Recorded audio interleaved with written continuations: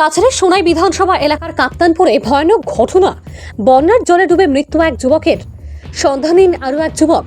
কাছাড় জেলার সোনাই বিধানসভার অন্তর্গত কাপ্তানপুর এলাকায় সংঘটিত হলো এক ভয়ঙ্কর ঘটনা। বন্যার জলে ডুবে মৃত্যু হয়েছে এক যুবকের, সঙ্গে সন্ধানহীন অপর এক যুবক।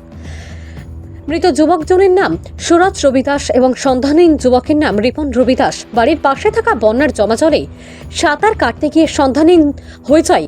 ঘটনা প্রত্যক্ষ করে স্থানীয়রা সন্ধান চালিয়ে সুরজ রবিদাসকে বন্যার জমা জল থেকে মৃত অবস্থায় উদ্ধার করে। অন্যদিকে রিপন রবিদাসের এখনও সন্ধান পাওয়া যায়নি। ঘটনাস্থলে পুলিশ এবং এসডিআরএফ এর দল উপস্থিত হয়ে সন্ধান চালাচ্ছে।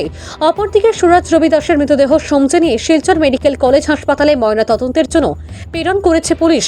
এই পর্যন্ত রিপন রবিদাসের সন্ধান পাওয়া যায়নি। এসডিআরএফ বাহিনীর টিম বন্যার জমা জলে অভিযান চালাচ্ছে।